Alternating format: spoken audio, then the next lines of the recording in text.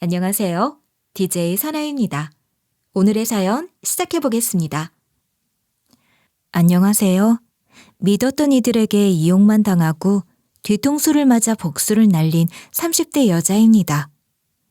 TV를 보다 보면 나쁜 의도를 품고 접근한 이에게 이용당하는 사람들의 사연이 종종 나오곤 하는데요. 예전엔 그런 사연들을 보면 안타까움과 동시에 조금은 한심하게 느껴지곤 했습니다. 아무리 친한 직이라고 해도 어쩜 저렇게 순진하게 철석같이 믿을 수 있나 싶었죠. 그런데 저도 제가 직접 당해보니 알겠더군요. 그 사람들이 남들에 비해 특별히 우둔해서 그런 게 아니라 오랜 기간 동안 신뢰를 쌓아왔다 믿는 사람에게는 객관성을 상실하기도 한다는 것을요. 등잔 밑이 어두운 줄 모른 채 일이 벌어지고 나서야 뼈아픈 깨달음을 얻게 된 어리석은 제 이야기를 지금부터 시작하겠습니다. 저는 어렸을 적 부모님을 잃고 보육원에서 자랐어요. 남들과 다른 환경 속에서 성장했지만 생각보다 외롭지 않았습니다. 물론 부모님의 빈자리를 아예 느끼지 않았다면 거짓말이지만 부모의 형태가 아닐 뿐 저에게도 소중한 가족은 있었어요. 바로 보육원 식구들이었죠. 그 중에서도 원장님네하고는 특히 더 각별한 관계였습니다. 정린아, 너는 내 배로 낳은 딸은 아니지만 가슴으로 낳은 딸이라고 생각하고 있단다. 다른 보육원 아이들 모두 소중하지만 그 중에서도 넌 더 특별해. 하지만 이런 이야기는 우리 둘만 알고 있도록 하자. 다른 친구들이 질투할 테니까. 알았지? 보육원 원장님은 함구하라고 했지만 사실 다른 아이들도 어렴풋이 느끼고 있었어요. 원장님이 아이들 중 유독 저를 총애하신다는 거려. 다른 아이들은 혼날 때 간다는 원장실이 저는 하나도 무섭지 않았어요. 저는 항상 원장실에서 웃는 얼굴로 들어갔다 그대로 웃는 얼굴로 나오면서 원장님이 나눠준 과자까지 손에 쥐고 오곤 했으니까요. 부모에게 버림받은 아이들이기에 차이를 더 기민하게 느꼈을지도 모르겠습니다. 그래서일까요? 그 모습을 보고 질투한 친구들이 절 괴롭힌 적도 있었어요. 그때마다 구해준 사람은 바로 원장의 딸 희서였어요. 야, 너 또 정린이 괴롭혔지? 또 괴롭히는 거 걸리면 우리 엄마한테 일러바칠 거니까 그런 줄 알아? 아이들은 희서를 무서워했어요. 정확히 말하면 희서의 뒤를 든든하게 버티고 선 원장님을 무서워했어요. 원장님네와 저의 인연은 보육원을 나오고 나서도 계속되었어요. 평생 갈 인연이라고 생각했죠. 성인이 된 전 길거리 캐스팅을 당해 배우 소속사에 들어간 후 연기자의 길을 걷기 시작했어요. 저는 TV에 나오는 유명인이 되고 싶었어요. 주변에서 예쁘다는 소리도 자주 듣던 저였기 때문에 언젠가 사람들이 절 알아봐 줄 거라 생각했죠. 하지만 전 4년 동안 계속 무명이었고 점점 자신감을 잃어갔어요. 저는 예쁜 사람이었지만 연예계에는 저보다 예쁘고 매력 있는 사람들이 많다는 걸 깨달았습니다. 어딘가에서 이름을 바꾸면 일이 잘 풀린다는 말을 듣고 장명소까지 가서 개명도 했지만 크게 달라지는 건 없었어요. 결국 배우를 꿈꾼 지 4년 만에 미련을 버리고 대신 결혼의 세계로 들어섰죠. 결혼한 남자는 저의 매니저 출신으로 배우 일을 시작한 지 3년이 됐을 때부터 사귀기 시작한 남자였습니다. 서글서글한 그의 성격도 좋았지만 남친의 부모님 또한 너무 따뜻했어요. 고아인 절 편견 없이 받아줄 뿐만 아니라 살뜰하게 절 보살펴주기도 했죠. 어머님, 이렇게까지 안 해주셔도 되는데 항상 죄송해요. 뭐가 죄송해. 죄송할 필요 없어. 태석이한테 반찬 가져다 주는 김에 그냥 네 반찬까지 한 거야. 겸사겸사 한 건데 뭐. 아들 것 하는 김에 네 것도 했다. 아들 거 사는 김에 네 것도 샀다는 말은 남편과의 연애 시절부터 어머니의 18번 레파토리였어요. 그냥 주면 제가 부담스러워하거나 안 받을 거 아니까 괜히 아들 핑계를 대서라도 저에게 해주고 싶어하는 시모의 깊은 마음에 감동받았죠. 우리 두 사람은 연애 1년 만에 결혼을 결심했고 사람들에게 청첩장을 날렸어요. 그런데 그때 내 인생의 뜻밖의 인물이 등장했습니다. 바로 보육원 동기 정우였죠. 어린 시절 정우하고는 제 절친 희서 못지않은 끈끈한 우정을 나눴지만 그의 고백과 저의 거절로 한순간에 관계가 무너진 사이였어요. 이기적인 욕심이지만 저는 고하여도 제 배우자가 안정적이고 화목한 가정에서 자란 사람이기를 바랐거든요. 실연을 당한 그와는 당연히 사이가 멀어졌고 저처럼 정우와 친구였던 희서를 통해 간간히 들려오는 소식만 들을 뿐이었습니다. 바쁘게 결혼 준비를 하고 있던 어느 날, 그날 전 희서에게도 결혼 청첩장을 직접 주기 위해 카페에서 약속을 잡았어요. 희서와 팔짱을 끼고 걸어오는 남자를 보고 두 눈을 의심했어요. 늦었지? 중간에 일이 좀 생겨서. 미안해. 그리고 정우가 오늘 이 자리에 온 건 너한테 알려주고 싶은 게 있어서 그랬어. 나 정우랑 사귀기로 했어. 축하해줘. 가장 먼저 너한테 전하고 싶었어. 정린아, 오랜만이다. 잘 지냈지? 오랜만에 만난 정우는 예전보다 살이 많이 빠져 있었어요. 그 뒤로 저희는 희서, 저, 정우 이렇게 셋이 다시 뭉쳐 만나기 시작했어요. 때로는 제 남편까지 종종 넷이 만나기도 했죠. 정우와는 전처럼 불편하지 않았어요. 그때는 절 좋아한다는 걸 알아서 불편했던 거고 이제 저를 잊고 새 사람을 만났기 때문에 굳이 피하지 않아도 된다는 심리적 안도감이 들었거든요. 피할 필요성을 못 느꼈죠. 시간은 흘러 저희 부부의 결혼은 물론이요. 희서와 정우도 알콩달콩 연애 끝에 결실을 맺어 식을 올렸어요. 우리는 종종 부부 동반으로 함께 식사를 하거나 여행을 가기도 했어요. 어릴 때부터 함께해온 돈독한 친구와 항상 내 편이 되어줄 든든한 가족. 항상 어릴 때부터 꿈꿔왔던 삶을 분명 살고 있는데도 이상하게 마음이 불편하고 일상이 피곤했어요. 그 고민의 답을 찾아준 건 바로 시어머니였습니다. 저는 결혼 후 시어머니와 합가하여 살고 있었는데요. 원장님이 부탁하신 일 때문에 외출하고 돌아온 그날, 어쩐지 전 몸이 좋지 않았어요. 열이 있는 것 같아 근처 편의점에서 해열제를 사서 평소보다 일찍 잠들었죠. 아침에 일어나 보니 어제보단 낫지만 여전히 컨디션이 돌아오진 않았어요. 시어머니는 여전히 몸 상태가 안 좋은 절 걱정스럽게 보더니 이런 말씀을 하시더군요. 정린아, 내가 예전부터 이 말을 꼭 하고 싶었는데 말이야. 정린이 넌 왜 그 친구랑 그 친구 어머님께 항상 쩔쩔매는 거니? 보면 네가 그 사람들 잡일을 다 해주고 있던데. 지금 아픈 것도 네가 무리해서 그런 거 아니니? 사실 나도 그렇게 생각하고 있었어. 아무리 보육원 시절에 잘해줬다고 해도 당신 너무 그 사람들에게 잡혀 사는 것 같아. 더 돌직구로 말할까? 그 사람들이 당신 부려먹는 것 같다고. 옆에 있던 남편 또한 시어머니를 거드는 말을 했죠. 순간 전 시어머니와 남편의 말에 바로 맞받아치지 못했어요. 머릿속에서는 그런 거 아니다. 제가 원해서 원장님을 도와주는 거다. 라고 답해야 한다고 외치고 있었는데 선뜻 그 말이 나오지 않았어요. 제 마음속에서도 정말 제가 원해서 이 일을 하는지 의구심이 들었기 때문입니다. 저는 어릴 적부터 원장님이나 희서의 부탁을 거절하지 못했어요. 정린아, 미안한데 날 좀 도와줄 수 있겠니? 자원봉사자한테 맡겼는데 개판으로 해놨네. 차라리 고등학생인 우리 정린이가 더 믿음직스럽다. 그냥 타자만 쳐주면 되는 일이야. 넌 가족 같은 아이니 이 정도는 해줄 수 있겠지? 근데 제가 오늘은 해야 될 숙제가 있어서요. 모레 발표도 해야 하니 오늘부터 준비하려고요. 모레 발표하는 거면 내일부터 준비하고 지금은 내가 시킨 일을 해도 되지 않을까? 정린이는 똑똑하니 숙제도 하루 만에 다 할 수 있을 것 같은데. 정린이가 정 원하지 않는다면 시키지 않겠지만 해주면 정말 고마울 것 같은데. 네, 그렇게 할게요. 역시 정린이다. 가족 같은 관계는 서로 돕고 사는 거지.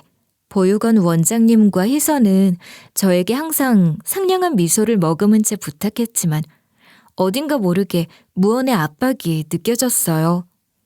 그들은 항상 가족 같은 관계를 언급하거나 그동안 자신들이 베풀어줬던 것을 말하며 저의 양심을 건드렸습니다. 그럼 전 차마 그들의 부탁을 거절하지 못하고 바쁘거나 피곤할 때도 꾸역꾸역 일하곤 했죠. 시어머니와 남편이 말을 꺼낸 그날도 전 녹초가 된 상태였어요. 그 주는 무척 바빴어요. 마감날 때문에 야근은 물론이요. 그 다음 날 회사 전체 회식까지 겹쳐 피로도가 상당히 쌓인 상태였습니다. 그런데 전 이런 상태에서도 원장님의 말을 거절하지 못했던 거예요. 보육원의 후원자들이 일요일날 참관을 오신다고 하여 토요일날 보육원을 쓸고 닦는데 저도 같이 합세해서 청소했습니다. 시어머니는 저에게 한번 잘 생각해보라고 하셨어요. 언제까지 그 사람들의 일을 해주며 살 수는 없는 노릇이라고요. 그녀의 말을 곱씹어 보던 저는 그날 이후 원장님과 희서가 시키는 일을 거절하기 시작했어요. 처음에 그들은 저의 반격에 무척 당황해하다가 갈수록 기분 나쁜 티를 냈어요. 어느 날 희서는 저에게 할 말이 있다며 불러내더군요. 직감으로 희서가 하려는 말이 저의 거절과 관련이 있다는 걸 알 수 있었어요. 정린아, 우리 부모님이랑 내가 너한테 얼마나 잘해줬는지 알지? 오죽했으면 보육원 애들이 질투했을 정도였잖아. 근데 너 요즘 하는 거 보면 우리에 대한 태도가 달라진 것 같아. 솔직히 좀 섭섭하네. 그런 거 아니야. 그냥 이제 나도 가정이 있고 회사도 다니니까 예전만큼 시간이 안 나서 그래. 예전엔 뭐 일 안 했어? 배우 일도 하고 연기 일 없을 땐 알바도 뛰고 그랬잖아. 그때도 알바 2탕 뛰고 그래도 나랑 엄마 일 도왔잖아. 내가 봤을 때 이건 가정이 있거나 바빠서 그런 게 아니라 마음가짐이 문제거든. 마음만 있으면 어떻게든 시간 쪼개서 다 할 수 있어. 희서야, 너 좀 말이 그렇다? 마치 내가 그 일을 당연히 해줘야 한다는 것 같아. 아니, 그럼 해줘야 할 일이지. 아니야? 너 성인 되기 전까지 먹여 살려주고 재워주고 생일 선물도 꼬박꼬박 챙겨주고 예전에 소속사 들어갔을 때도 우리 엄마가 축하한다면서 선물로 100만 원도 줬었잖아. 우리가 해준 것들은 당연한 듯 받으면서 우리 쪽에서 도와달라고 하면 이제 입 싹 닫겠다는 거네? 언제 내가 입 싹 닫겠다고 했어. 나도 감사하니까 지금까지 원장님 도와드리고 네 일도 도우러 갔던 거잖아. 근데 지금부터는 안 하고 싶다며. 사람이 화장실 갈 때랑 나올 때 마음이 다르다더니 그 착하던 정린이도 나이 먹으니 변하네. 이젠 시댁이 있으니 나랑 엄마는 안중에도 없다는 거지? 걔도 은혜는 아는데 참. 그때 뒷좌석에 있던 누군가가 벌떡 일어나 큰 소리를 냈습니다. 이봐요. 걔도 은혜를 안다니 그게 무슨 말이야? 우리 며느리가 걔만도 못하다. 그 말을 하고 싶은 거야? 깜짝이야. 어머님이 여길 왜... 집에 있어야 할 시어머니가 왜 여기 있는지 어리둥절했습니다. 어머님은 선글라스에 모자까지 쓰고 있었지만 목소리만 들어도 어머님인 걸 알아볼 수 있었어요. 하지만 시모는 아랑곳하지 않고 희서에게 말을 퍼부었어요. 아니, 살다 보육원에서 먹여주고 입혀준 걸로 생색내는 건 처음 보네. 보육원을 뭐 지 돈으로만 운영해? 나라에서도 지원금 나오고 후원자도 있고 그럴 거 아니야. 남이 들으면 뭐 대단한 희생한 줄 알겠어. 소속사 들어갔을 때 100만 원 줬다고? 아이고, 옛날에 딱 한 번 한 달 월급도 안 되는 용돈 줬다고 겁나 생색내네. 지금까지 우리 며느리가 잡일한 것만 시급으로 따져도 100만 원 채우고도 남았겠다. 아줌마가 뭔데 남의 이야기에 참견질이에요. 당신이 뭘 안다고. 그리고 돼지 멱다는 소리 내지 말고 목소리 좀 낮춰요. 사람들 다 쳐다봐서 창피해 죽겠네. 내가 왜 남이야? 정린이가 내 며느리인데 이 정도 말도 못해? 그깟 100만 원이 그렇게 아까워? 그럼 내가 줄게. 대신 내 며느리 하녀 취급하지 마.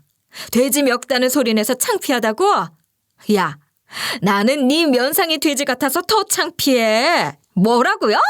이 미친 아줌마가 뭐라는 거야? 시모와 희서의 언성이 계속 높아지자 결국 카페 주인이 우리에게 달려와 정중한 태도로 축객령을 내렸습니다. 희서는 가게를 나오면서 저와 시모를 노려봤어요. 혹시라도 둘이 다시 싸울까봐 저는 시모가 튀어나가지 못하게 손을 꽉 잡고 있었어요. 다행히 희서는 째려보면서 가만 안 둘 거다라고 중얼거릴 뿐 별다른 행동은 없었습니다. 마지막으로 우리는 한 번 더 째려보곤 자기 차를 타고 사라졌죠. 그녀가 사라지자 전 어머님께 이게 대체 어떻게 된 일이냐고 물어봤어요. 어머님이 말하길 오늘 희서를 만나러 외출하겠다고 하니까 걱정돼서 몰래 미행하며 따라와 봤다고 해요. 제가 나갈 때 희서가 싹퉁바가지 없는 말을 하면 너도 참지 말고 반격하라고 누누이 얘기했지만 제가 마음이 약해 또 세게 말 못하고 당하고만 있을까봐 걱정스러웠다고 하셨어요. 몰래 따라온 건 내가 사과하마. 근데 네가 되도 않는 인간들한테 당하고 있다고 하면 너무 분통 터져. 며느리라곤 하지만 넌 나에게 딸 같은 아이인데 속상하더구나. 시모의 말에 전 감동을 느꼈습니다. 미행당한 게 기분 좋다면 거짓말이지만 원인을 찾아보자면 결국 절 위해 하신 일이었으니까요. 전 어머님께 다시는 원장님과 희서에게 휘둘리지 않겠다. 그 일로 어머님 화내시는 일 없도록 하겠다고 약속드렸어요. 하지만 이 인간들도 양반은 못 되는 모양입니다. 그날 저녁 원장님의 전화 한 통에 시어머니는 다시 한번 분노를 표출했거든요.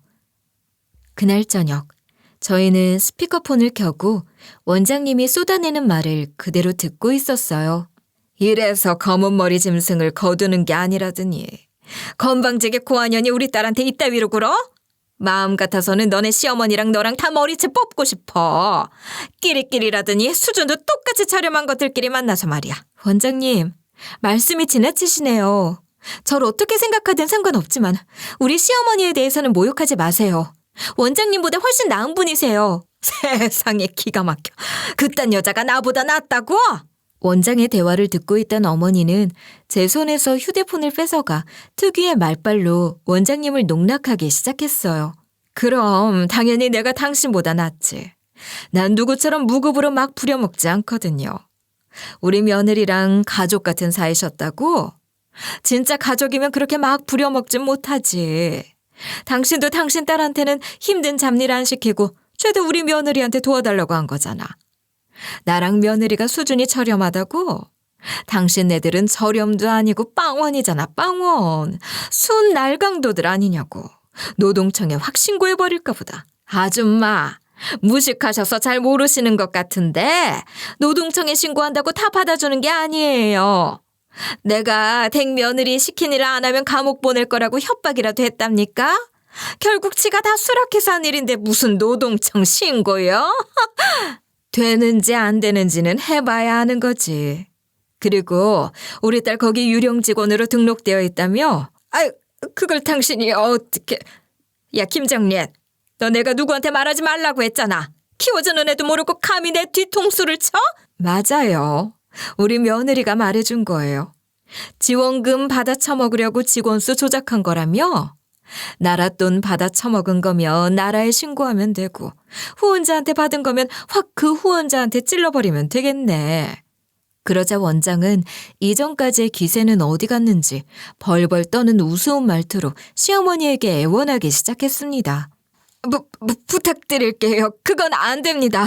며느리분에게 접근하지 않길 원하시는 거면 앞으로는 연락도 안 할게요. 딸아이에게도 다시는 연락하지 말라고 언질해 놓겠습니다. 그러니까 제발 신고는 안 돼요. 비굴한 원장의 목소리를 들으며 저는 허탈함을 느꼈어요. 핏줄로 이어진 사이는 아니었을지언정 양어머니와도 같은 존재라고 느끼며 존경했던 여자였는데 이토록 찌질한 모습이라뇨.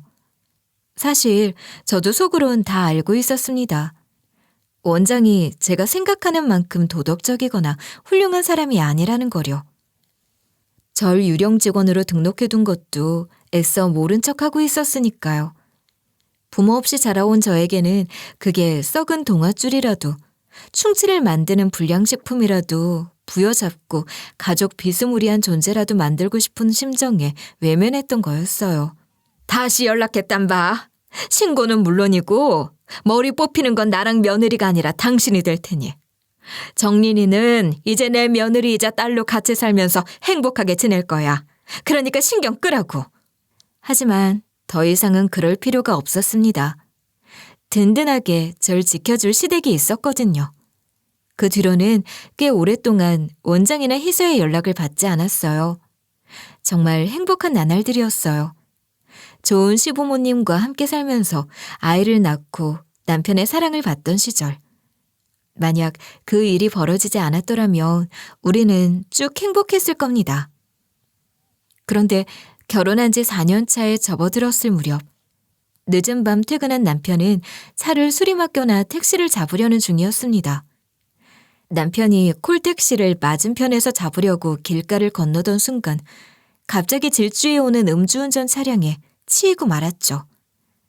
그 당시 남편과 통화를 하고 있던 전 갑자기 들려오는 단발마에 절망과 공포를 느꼈어요. 재빨리 신고를 했지만 이미 경찰과 구급차가 도착했을 때 남편은 되돌릴 수 없는 상태였어요. 저는 장례식 내내 제정신이 아니었어요. 물론 목 놓아 울고 있을 수만은 없었기 때문에 문상객들을 맞이하고 부지런히 일했지만 기계적으로 할 일을 하는 것뿐 하루하루를 어떻게 보냈는지는 잘 기억나지 않았어요. 시어머니는 울다 지쳐 혼절까지 하셨습니다. 그럴 만도 했죠. 부모보다 앞서 자식이 갔는데 제정신을 부모가 몇이나 있겠어요. 장례식이 끝나고 저는 며칠을 알아누웠어요. 주말이 돼서야 간신히 자리에서 일어났죠. 괴롭지만 남편의 유품을 정리해야 했어요. 시어머니는 남편의 유품만 보면 끌어안고 계속 엉엉 우셨으니까요. 그렇게 남편의 흔적을 하나둘 정리하고 있는데 갑자기 초인종이 울렸습니다. 거실로 나가 인터폰 화면을 보는데 별로 반갑지 않은 손님이 찾아왔더군요. 희서를 딱히 보고 싶진 않았지만 무슨 일로 집까지 찾아오기까지 했을까 싶어 궁금해 문을 열어줬습니다. 그런데 황당하게도 희서는 문을 열자마자 갑자기 제 머리채를 잡았어요. 이 여우 같은 년, 서방 죽은 지 며칠이 됐다고 내 남편을 꼬셔. 희서는 다짜고짜 제가 지 남편을 홀렸다고 말하며 머리채를 휘휘 흔들었어요. 제가 놓고 이야기하라고 해도 그녀는 오히려 더 세게 제 머리채를 쥘 뿐이었어요. 그 소리를 듣고 안방에서 달려온 시모가 저와 희서를 떼놓지 않았더라면 운동선수 출신이라 젊은 여자 정도는 거뜬히 제압하는 시모가 아니었다면 안 그래도 얇고 가는 제 머리숱이 더 없어졌을지도 몰라요. 내가 언제 니네 남편을 꼬셔? 미쳐도 좀 곱게 미쳐라. 엄한 사람 잡지 말고. 네가 꼬셨잖아. 장례식장에 내 남편 불렀잖아. 너 지금 장례식장에 불렀다고 이 난리를 피우는 거야? 그러고 보니 정우가 장례식장에 왔다 갔던 기억이 납니다. 희서와 저의 관계는 아작난 후 희서에게는 단 한 번도 연락한 적 없지만 정우하고는 사이가 괜찮기 때문에 그 뒤에도 가끔씩 연락을 했어요. 남편도 부부 동반으로 놀러 다닐 때 정우와 친해졌기 때문에 둘이 연락하고 지낸 걸 알고 있어요. 저의 지인이면서도 남편의 지인이었기 때문에 부고 문자를 보냈을 뿐 무슨 남편 세상 떴으니 바로 새 남편 만나려고 꼬신 게 아닌데 불순한 생각만 하는 게 딱 걔 수준에 어울렸어요. 그러나 희서는 끝끝내 제 탓을 했어요. 거짓말하지 마. 네 남편 장례식장에 다녀오고 나서 내 남편이 이상해졌다고. 거기 갔다 온 다음 며칠 뒤에 남편이 뭘 했는지 알아? 이제 그만하고 헤어지자고 했어. 그동안 많이 싸웠어도 남편은 단 한 번도 이혼을 입에 담아본 적이 없다고. 희서는 도저히 진정할 기미가 안 보여 버거웠습니다. 저는 정우에게 연락해 얘 좀 데려가라고 부탁했어요. 정우가 도착하자 희서는 더 발광을 하며 너 왜 여기 있냐? 역시 정린이 년이랑 바람 피는 거 맞았냐고 소리를 고래고래 질렀습니다. 간신히 희서를 제압한 정우는 저에게 폐를 끼쳐서 미안하다고 사과한 뒤 사라졌어요. 그리고 며칠 뒤 정우에게 연락이 왔어요. 그때는 희서 때문에 경황이 없어서 좀 더 제대로 된 사과를 못하고 간 것 같다고, 부부싸움에 휘말리게 해서 미안하다고 말했어요. 정우랑 희서가 이혼한다는 사실이었어요. 정우는 희서의 의부증에 지쳐 있었다고 해요. 저 사람 제정신 아니야. 내가 너 때문에 이혼한 게 아니라 예전부터 계속 참아오던 걸 입 밖에 꺼낸 거라고 해도 못 알아들어. 내가 고등학생 때 잠깐 널 좋아했던 걸 트집 잡으면서 아직도 내가 널 잊지 못하는 거냐고 매일같이 따져. 와이프만 미쳤으면 내가 말을 안 해. 장모란 인간도 내가 바람난 거 아니냐고 의심하더라고. 사과하려고 전화했다던 정우는 실컷 자기 처지에 대한 하소연을 하고 전화를 끊었습니다. 그 뒤 우리 가족들은 모두 남편이 없는 삶에 적응하려고 노력했어요. 시모는 이제 아들도 떠났으니 불편하게 시어머니 눈치 보지 말고 나가서 살라고 했지만 저는 끝끝내 거절했어요. 어머님, 저 딸처럼 생각한다고 하셨잖아요. 딸과 엄마면 서로 힘들 때 같이 있어줘야죠. 어머님 안 그래도 혼자 계신데 걱정돼서 못 떠나요. 그리고 어머님이랑 있는 거 불편했으면 애초에 합가도 못했어요. 지금처럼 같이 살면서 행복한 일, 슬픈 일 모두 나누며 살아요. 여자 둘만 남아서 그런 걸까요? 원래도 사이 좋았던 관계는 아주 끈끈해졌습니다. 그전에는 사이 좋아도 깍듯이 어머님이라고 불렀는데 지금은 가끔씩 시모에게 엄마라는 애정어린 호칭을 부르곤 했어요. 그럼 어머님도 우리 딸 왜 그러냐고 장난스럽게 말씀하셨죠.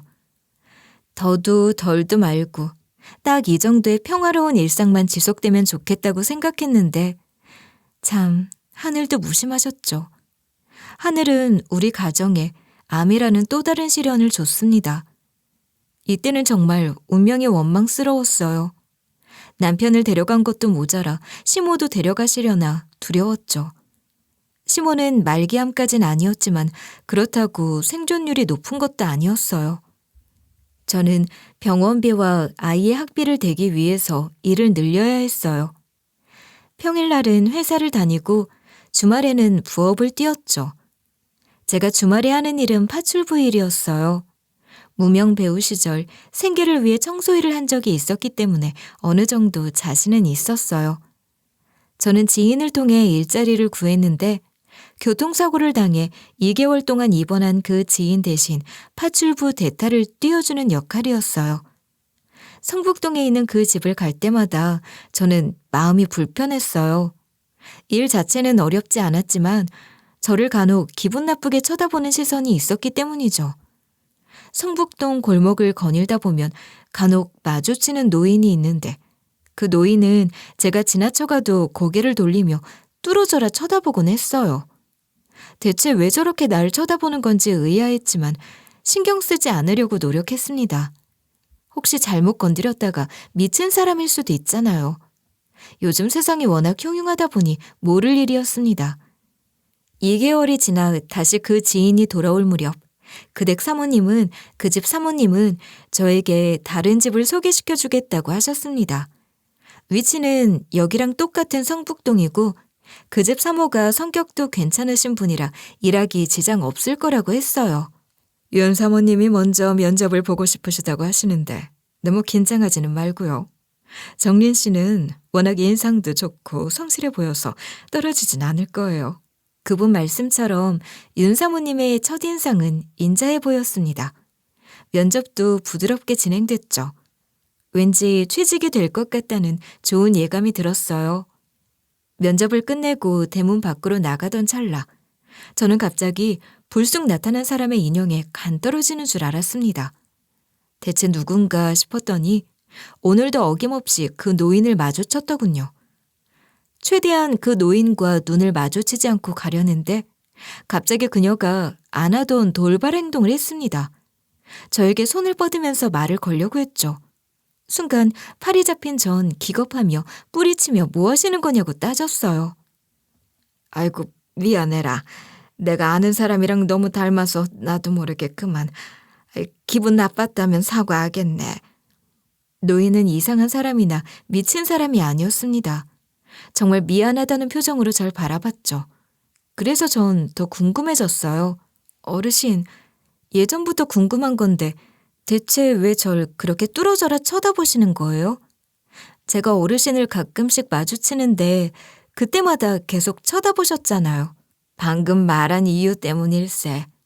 자네가 내 옛 친구 젊은 시절 모습이랑 너무 닮았어. 아가씨 혹시 박신의 딸이지? 그 친구랑 이렇게 꼭 빼닮으려면 딸밖에 없을 것 같은데. 엄마랑 너무 빼닮았구만. 박신의 딸이 누구래요? 어떤 젊은 아가씨랑 헷갈리신 모양인데 전 아가씨도 아니에요. 애 키우는 아줌마예요. 아이고, 그랬어. 바쁜 길에 시간을 빼서 미안하게 됐네. 사실 내가 아는 사람이 잃어버린 딸을 찾고 있어. 혹시라도 찾은 게 아닌가 싶어 물어봤는데 하긴 그렇게 쉽게 찾을 리 없지. 그 말을 듣는 순간 저는 가슴이 덜컥 내려앉았어요. 잃어버린 딸을 찾고 있다고? 노인은 박신의 딸을 찾는다고 했어요. 공교롭게도 저의 성이 박씨입니다. 처음엔 당연히 박신의 딸 운운하는 소리를 들어도 당연히 평범한 가정의 아가씨인 줄 알고 별 의미를 안 뒀죠. 한데 사라진 자식을 찾는 거라면 이야기가 달랐어요. 나의 착각일지도 모르겠지만 만약 이 사람이 말하는 사람이 내 부모님이라면? 어르신, 저 사실 고아입니다. 보육원에서 자랐어요. 저의 추측일 뿐이지만 어르신이 말하는 사람이 저의 부모님일 수도 있겠다는 생각이 들어요. 노인은 휘둥그레진 눈으로 날 쳐다봤습니다. 그리고는 곰곰이 생각에 빠진 표정을 짓더니 일단 자신의 집으로 가서 이야기를 하자고 말했어요. 차를 내놓은 노인은 자신의 이야기를 시작했습니다. 성북동의 시집와 계속 쭉 이곳에 살았던 노인에겐 아들이 있었는데 그 아들에겐 정수라는 친한 동네 친구가 있었다고 해요. 정수는 아들과 초등학생 때부터 쭉 친하게 지낸 사이였고 노인에게도 아들의 친구를 넘어서 조카처럼 느껴지는 친근한 아이였다고 합니다. 세월이 흘러 아들의 친구 정수에게 사랑하는 여자가 생겼다고 해요. 하지만 정수는 부모님의 반대에 부딪혔고 결국 그 여자와 헤어졌답니다. 정수는 그 여자와 헤어진 뒤 한동안 정신을 못 차린 채 거의 폐인처럼 살았죠. 노인의 아들은 정수가 언제 정신 차릴지 걱정된다고 했습니다. 노인도 그런 정수를 안타깝게 생각했어요. 그 여자와 헤어지고 1년이 넘었을까요? 정수는 다시 그 여자를 부모님 앞에 데려가려고 했다고 합니다. 이번엔 사이를 허락해주지 않으면 부모님과 의절할 거라고 외쳤다고 해요. 노인은 정수를 잘 타일러 보려고 했죠. 정수야, 그래도 부모와 의절은 아니지 않니? 정 그 여자가 좋으면 다른 방도를 찾아보는 게 어떻겠니? 어머니, 이제 저에게 양보란 없어요. 우리에겐 애도 있는 거려. 애가 있다는 이야기에 깜짝 놀란 노인에게 정수가 자신의 딸에 대한 이야기를 들려줬어요. 정수가 헤어지고 난 후 정수의 여자친구는 자신이 임신한 사실을 알았다고 해요. 정수에게 사실을 알리기 위해 그의 집을 찾아갔지만 집에는 정수가 없었다고 해요. 그도 그럴 것이 정수는 그 여자와 헤어지고 나서 집에 있기도 싫다며 노인의 집을 자주 들락날락거렸대요. 집에는 정수의 부모님만 있었는데 정수의 엄마는 이미 정수에겐 새 여자가 생겼다고 말했어요. 여자는 눈물을 흘리며 집을 나올 수밖에 없었다고 합니다. 아이를 지울 수 없었던 여자는 혼자 이 아이를 키우기로 결심했고 자신의 호적에 아이를 올렸죠. 평생 이 사실을 모를 수도 있었던 정수가 모든 걸 알게 된 건 그녀의 친구 때문이었어요. 여자의 친구가 아이 아빠는 어떻게 된 거냐고 이야기해도 그녀는 묵묵부답이었다고 해요. 그 친구는 정수가 그녀를 버린 걸로 오해했고 화가 나 몰래 정수를 찾아가 어떻게 아이 가진 여자를 책임지지도 않고 버리냐며 무섭게 따졌다고 합니다. 정수는 그때서야 둘 사이에 애가 생겼다는 걸 알았고 다시 여자를 찾아가 재결합했다고 합니다. 10대 독자인 정수가 의절이라는 레드카드를 내세우자 정수의 부모님도 마지못해 타협했고 이런 식으로 말했다고 해요. 좋아. 너희가 그렇게 죽고 못 살겠다면 같이 사는 걸 허락해주마. 하지만 결혼을 허락한다는 뜻은 아니야. 일단 여기서 살아보고 네가 우리 집안에 걸맞는 아이인지 테스트해봐야겠어. 집에 아무 여자를 들일 수는 없잖니. 당연히 정수는 자신의 아이를 사생아로 키우겠다는 뜻이냐며 화냈지만 정수의 여자친구는 시부모가 말하는 조건을 받아들였다고 해요. 정수의 여자친구는 반드시 시부모님께 인정받아서 떳떳하게 가족의 일원이 되고 싶다고 정수를 설득했고 마지못해 받아들였어요. 정수의 부모님은 여자친구를 엄청 부려먹었다고 해요. 집에 있는 가정부를 전부 자르고 집안의 모든 일을 정수의 여자친구에게 시켰다고 해요. 정수의 여자친구가 집안일을 하는 동안 아이를 돌볼 사람이 필요했지만 시부모님은 매몰차게 굴었다고 해요. 정수의 여자친구는 결국 노인에게 도움을 청했다고 합니다. 아주머니, 한 번만 도와주세요. 제가 집안일을 하려면 아이를 봐줄 사람이 필요한데 어머님은 아들도 아니고 딸 낳아놓고 더러운 사생활을 왜 나보고 보라고 하냐면서 싫어하세요. 한 번만 봐주시면 이 은혜는 잊지 않을게요. 아니, 정말 그런 식으로 말했단 말이야? 한 번이 아니라 2번, 3번 맡겨도 괜찮아. 그 넓은 집 청소도 쉽지 않을 텐데 마음이라도 편하게 먹고 이래야지. 그냥 좀 못 이기는 척 받아주지.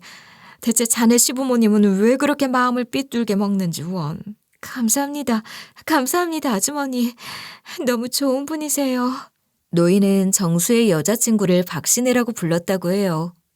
아들 친구 애인이라지만 어릴 때부터 본 사이도 아닌지라 너너거리기도 그래서 박씨라고 부른 거죠. 박씨가 그 집에서 산 지 반년쯤 되었을까요? 그날도 노인은 아이를 봐주고 있었다고 합니다. 그런데 노인의 아들이 방문을 열고 허겁지겁 들어와 이런 말을 했대요. 엄마, 큰일 났어요. 정순에 불이 났어요. 뭐라고? 지금 집에 박신혜 있는 거 아니야? 한참 청소하고 있을 텐데. 예, 너 정수한테는 말했지? 네, 정순의 회사에 전화 걸었어요. 지금 오고 있대요. 노인은 아이를 안고 자신의 아들과 함께 밖을 뛰쳐나가 정순의 집으로 향했대요. 그리고 집 앞에 도착한 순간 활활 타오르는 그 집을 보며 망연자실한 표정을 지었어요. 엎친 데 덮친 격으로 119 구조대도 아직 오지 않은 상황이었어요. 최대한 빨리 소방관들이 오기를 바라며 노인이 초조한 얼굴로 불길을 보고 있을 무렵 마침내 정수가 도착했어요. 정수야, 너 미쳤어? 지금 저 불길 속에 뛰어들겠다고? 말리지 마! 해수기가 저기 있단 말이야! 노인의 아들이 말렸지만 정수는 기어이 그 손을 뿌리치고 화재 속으로 뛰어들었어요. 노인은 발을 동동 구르며 대체 소방차는 언제 오는 거냐면서 큰 소리를 냈지만 소방차는 정수가 불길 속으로 사라진 뒤 5분 뒤에나 도착했어요. 그 뒤 노인은 가슴이 찢어지는 소식을 들었습니다. 정수는 겨우 목숨을 건질 수 있었지만 혼수 상태였고 박 씨는 질식하는 바람에 목숨을 건지지 못하고 하늘나라로 떠났다고 해요. 그날 운 좋게 정수의 부모님은 모임 때문에 외출해서 있었기에 몸이 성할 수 있었고요. 노인과 노인의 아들은 정수가 빨리 깰 수 있도록 간절히 빌었어요. 오죽했으면 노인의 아들이 잘 가지도 않는 교회를 따라갈 정도였죠. 바람이 하늘에 닿은 것일까요? 마침내 정수가 깨어났다는 소식을 들은 노인은 자신의 아들과 함께 병문안을 갔어요. 그런데 정수의 병실 앞을 정수의 어머니가 가로막았습니다. 노인이 기억하기를 정수 어머니가 한 말은 상당히 쇼킹했다고 해요. 정수 병문안 온 건 감사드립니다.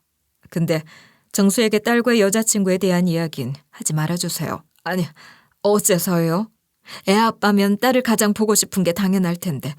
난 친손주도 아닌데 당신네 집 손녀 몇 달 돌봤다고 보고 싶어 죽겠는데요. 그 아이는 기억상실에 걸렸어요. 딸에 관한 것도 내 아들을 꼬셨던 여우년에 대한 것도 모두 잊어버렸으니 우리 아들은 새로운 출발을 할 수 있어요. 그럼 당신 손주는요? 아니, 기억상실이고 나발이고 자기 딸의 존재를 안 알려주는 게 말이 돼요? 상관없어요. 그 아이는 어차피 보육원에 갈 거예요. 우리 집안과는 완전히 상관없는 아이로 만들 거예요. 당연히 노인과 그녀의 아들은 노발대발했습니다. 어떻게 천륜을 끊어놓을 생각을 하냐고 했죠. 그러자 정수 어머니가 비웃으며 말했어요. 그런 식으로 나오시겠다. 어디 한번 말해보세요. 그럼 나도 당신 아들 비밀 폭로할 테니까.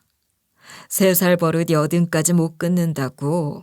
그때도 부인이랑 그렇게 난리 나더니 해옥이 넌 또 바람을 피웠던데?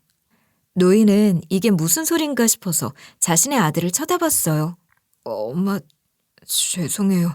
저도 참으려고 했는데 여자를 만나다 아주머니에게 걸려버렸어요. 노인은 분노와 피곤함이 동시에 몰려왔어요. 자신의 아들이 더 이상 며느리 두고 외도를 안 하겠다는 약속을 어긴 것도 싫었지만 이걸 알게 되면 며느리가 가만히 있지 않을 것 같았어요. 저번에도 아들이 바람핀 걸 걸렸다가 2사람이 석 달을 별거했습니다. 며느리는 다음에도 또 이런 일이 있으면 그때는 참지 않겠다고 이혼하겠다고 선언했어요. 결국 약점을 잡힌 노인과 노인의 아들은 정수에게 솔직하게 아이의 존재를 밝히지 못했어요. 집이 화재로 피해를 입은 후 정수네는 결국 다른 곳으로 이사를 갔고 노인과 노인 아들이 정수를 보는 일은 없었습니다. 정수는 기억을 잃은 상태였기 때문에 그의 부모님 입맛대로 조종하기 쉬웠거든요. 정수가 친하게 지내던 사람들 중 마음에 안 드는 이들과 끊어내게 하는 건 일도 아니었죠. 그 뒤로 몇십 년을 못 보고 지내다가 최근에 정수가 다시 성북동으로 이사 온 걸 보고 깜짝 놀랐다고 해요. 다시 본 정수는 기억을 모두 되찾았고 노인과 마주치자 분노와 슬픔을 표출했다고 해요. 다른 사람도 아니고 어머니께서 말씀을 안 해주셨을지는 몰랐습니다. 덕분에 전 딸을 영영 잃어버렸고 말이에요. 정수야, 내 말 좀 들어다오. 그게 말이야. 아니요, 변명은 듣고 싶지 않습니다. 노인은 정수가 자신을 외면하는 것보다 정수가 딸을 잃은 채 살아가는 게 더 슬프다고 했어요. 정수가 자기 딸도 만나지 못하고 사는 게 너무 가슴 아파. 자네가 꼭 정수의 딸이었으면 좋겠어. 꼭 만나보시게나. 저는 노인에게 그 정수라는 사람이 사는 집의 주소를 물어봤습니다. 그리고 늦장 부리지 않고 바로 그 사람의 집으로 향했죠. 초인종을 누르고 김정수 씨를 뵈러 왔다고 말씀드렸어요. 잠깐의 기다림 후 문이 열렸고 큰 저택과 정원이 펼쳐졌습니다. 정원 쪽 테이블에 사람이 앉아 있었는데 제가 걸어오는 걸 보고 2사람 다 일어서더군요. 그런데 세상에 그중 한 사람의 얼굴이 너무나도 낯익었어요. 어떻게 이 사람이 여기 있는 거지 싶어 순간 놀라 자빠질 뻔했어요. 그 사람도 절 알아봤는지 얼굴이 하얗게 질리더군요. 그녀의 정체는 바로 보육원 원장이었습니다.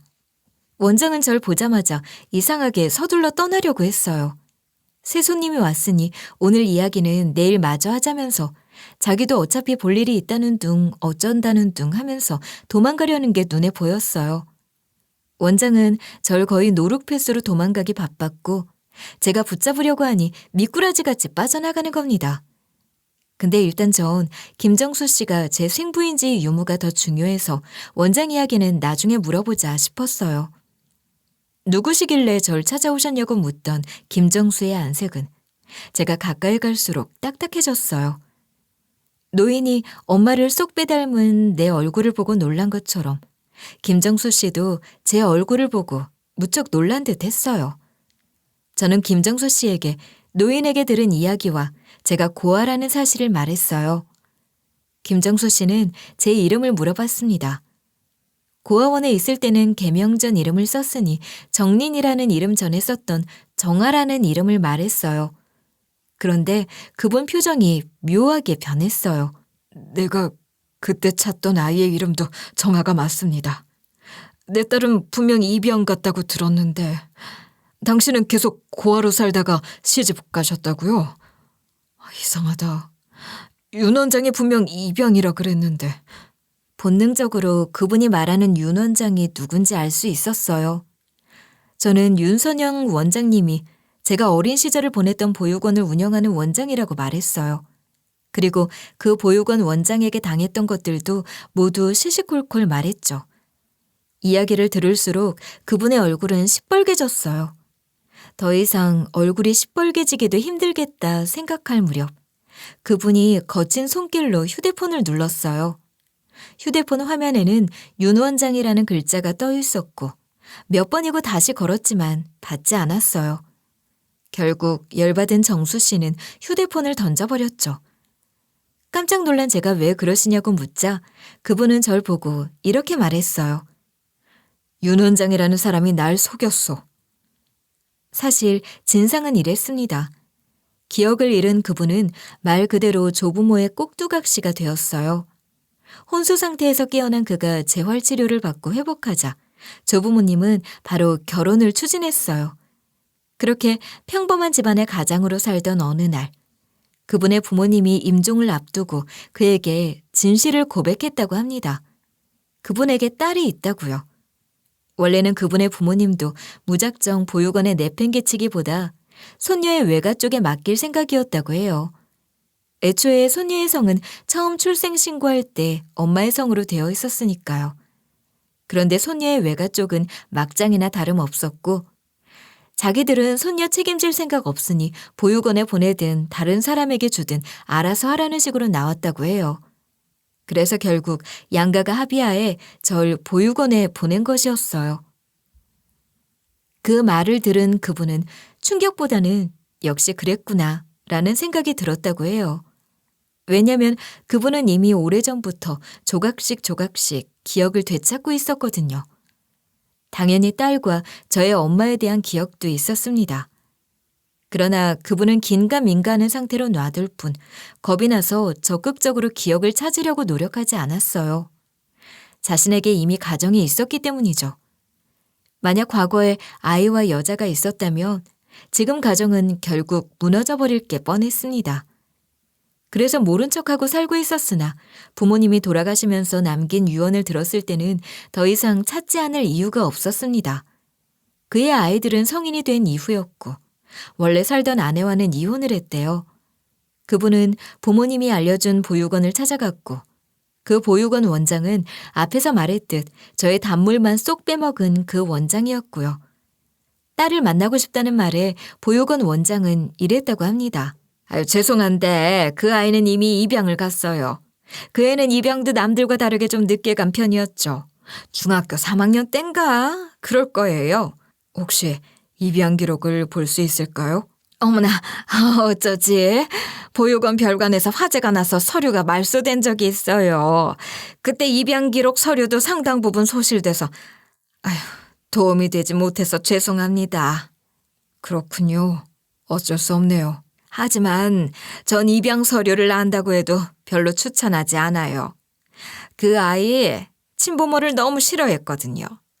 보육원에서 나갈 때도 친엄마 아빠 만나기 싫고 입양 과정에서 새 양부모님 성 따르고 이름도 바꿔서 행복하게 살고 싶다고 했어요. 친부모는 절대 보고 싶지 않다고요. 그 말을 듣자 그분은 순식간에 의욕이 쭉 꺾였다고 해요. 저는 그 말을 듣고 어이가 없었어요. 이것은 완전 사기를 친 거잖아요. 그분은 저에게 일단 유전자 검사를 해보자고 했어요. 하지만 정황상 그분의 눈은 제가 딸일 거라는 확신에 차 있었어요. 다만 결정적 한 방이 필요한 거였죠. 유전자 검사 결과 우리가 모녀라는 결과가 나왔고 우리는 드디어 서로를 아버지와 딸로 부를 수 있었어요. 그리고 또 한 가지 더 해야 할 것도 있었어요. 바로 보육원 원장에 대한 복수였습니다. 보육원 원장은 아버지를 아주 야무지게 이용해 먹고 있었어요. 일부러 보육원 다닐 때 찍어둔 제 사진을 미끼로 어렸을 적 제가 어땠는지 들려주며 아버지의 그리움을 자극했어요. 자꾸 만남을 권하고 깊은 대화를 했다 싶으면 보육원에 대한 투자를 권유했죠. 아버지는 하마터면 넘어갈 뻔했지만 한 발자국 넘기기 전에 진실을 알아챈 덕분에 돈을 아낄 수 있었죠. 저는 제가 갖고 있는 모든 자료를 경찰서에 넘겼습니다. 유령 직원으로 있으면서 무급으로 일했던 거, 국가에서 지원받는 금액을 부정 수급한 것 등 제가 원장의 잡일을 도왔을 때 알게 된 자료들을 싸그리 제출했죠.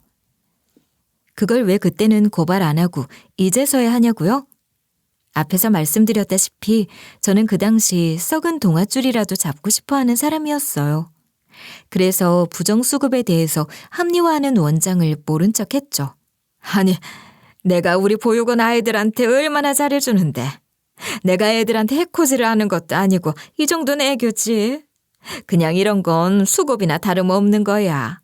하지만 시모와 원장이 전화상으로 엄청나게 싸웠던 날, 저는 증거야말로 힘이라는 걸 깨닫게 되었고, 원장이 다신 우리에게 접근하지 않겠다고 빈 후에도 그 자료들을 계속 간직하고 있었죠. 언젠가는 쓰일 일이 있겠다 싶었거든요. 저희가 고발한 자료들은 보육원에 어마어마한 파장을 불러일으켰어요. 당연히 국가에서 타서 쓴 지원금이 문제된 건 말할 것도 없고, 투명하게 경영한다고 믿고 있었던 후원자들 또한 배신감을 느끼고 후원을 끊겠다고 난리를 쳤죠. 보육원장이 어떤 꼴인지 보고 싶어 소식을 듣고 잠시 그녀를 몰래 구경하러 갔어요. 때마침 보육원 정문 앞에서 그녀는 무릎을 꿇고 후원자들에게 애원하고 있었어요. 심지어 지 딸인 희서까지 무릎을 꿇게 만들었죠.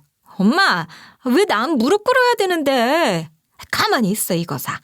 이사장님, 저희 모녀의 불쌍한 처지를 봐서라도 한 번만 선처를 부탁드려요. 저희 보육원에 큰 손분이 이렇게 가시면 이 불쌍한 아이들은 어쩌라는 말이에요. 그렇게 보육원 아이들이 걱정이시면 저한테 그 아이들을 맡기시고 다른 시설로 옮기시는 게 어떻겠습니까? 당신 같은 인간 밑에서 배우느니 새로운 시설에 가는 게 아이들 입장에서는 훨씬 유익할 텐데요. 이사장님, 어찌 그런 말씀을... 아무튼 전 더는 할 이야기 없습니다. 이만 가보도록 하죠. 이사장님! 이사장님! 원장은 그 집만 사람을 바꿔가며 몇 번을 반복했어요. 후원자들이 모두 떠나자 절망한 원장은 갑자기 이를 갈더니 딸의 머리를 퍽 하고 때렸습니다. 왜 때리는 건데? 따지고 보면 이게 다 너 때문이잖아. 네가 이혼 때문에 복수한답시고 김정수 대표 속이자고만 하지 않았어도 이런 일이 일어났겠니? 엄마, 왜 말을 그렇게 해? 엄마는 그럼 딸년이 여신년한테 남자 뺏기고 이혼당했는데 보고만 있어야 했다는 소리야? 아이고, 너 말 잘했다. 내가 니년 말을 들은 게 잘못이지. 야, 정수는 이혼하니까 막상 정린이 만나지도 않더라. 지금 보니까 정우 말이 맞아. 너 진짜 의처증이야. 하나밖에 없는 딸년이라고 오냐오냐 키웠더니 기어이 어미 인생까지 망치는구나. 엄마야말로 내 인생 망친 거잖아. 엄마가 괜히 정린이 같은 애를 보육원에 받아가지고 내가 좋아하는 정우가 정린이한테 짝사랑에 빠져가지고 그놈의 정린이 타령 그만 좀 해. 한편이었던 모녀는 모든 것이 무너지자 자기들끼리 악을 지르며 싸우고 있었어요. 정문 바깥에서 다른 사람들이 쳐다보든 말든 신경도 안 쓰는 것 같았죠. 그 모습을 보며 저는 유유히 그곳을 빠져나왔어요. 악인들을 지옥으로 보내버린 후 아버지와 전 행복한 시간을 보내고 있습니다. 저는 아버지의 도움으로 일을 관두고 아이들을 돌보며 시부모 간병하는 데 집중할 수 있게 됐죠. 아참, 보육원장의 인생은 더 나락을 가게 됐는데요.